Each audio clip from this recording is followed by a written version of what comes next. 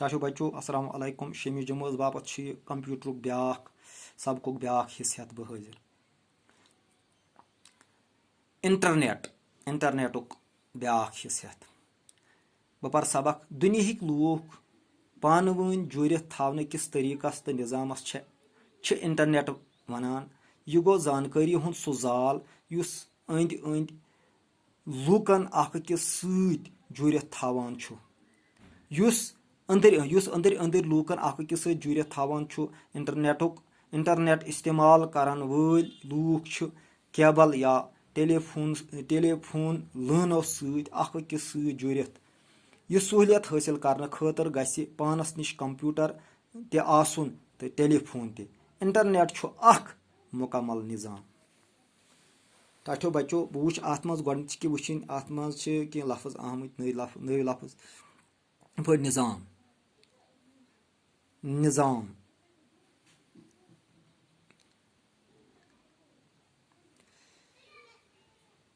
दुनियाहिक लूख पान वन जुड़ित थावन किस निज़ामस थावन किस तरीकस तो निज़ामस इंटरनेट वन। या अल्लाह ताला हन जिंदगी या दुनिया चलावन खतर अख निज़ाम बनोमुत। यह बनोस जाल कंप्यूटरुक जाल या इंटरनेटुक जाल सारसी दुनियास मज वहरवित जानकारी। इंटरनेट निश जानकारी हासिल करान केबल।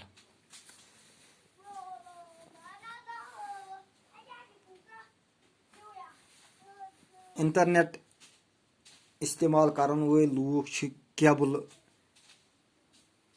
या टेलीफोन लाइनों सकिस सत जुड़ित। इथे पे सवाल अत मज सवाल करो इत पे वो सबकस वो दुनियाहिक लूख पान वन जुड़ित थावन किस निज़ामस क्या वन। दुनियाहिक लूख पान वन जुड़ित थावन किस निज़ामस इंटरनेट वनान। यानी इंटरनेट सारी लूख दुनियाहिक लूख अकिस सत जुड़ित। दोयम सवाल इंटरनेट कुस जाल इंटरनेट कुस जाल छु।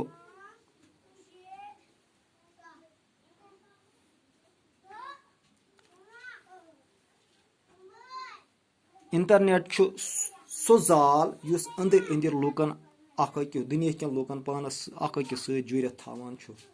इंटरनेट इस्तेमाल करन वल लूख कमो चीज़ों सत पान वन जुड़ित। इंटरनेट का इस्तेमाल करन वल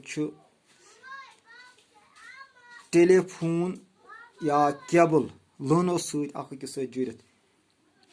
चौरिम सवाल इंटरनेट सहूलियत हासिल करने खतर क्या गछि पानस निश आसुन।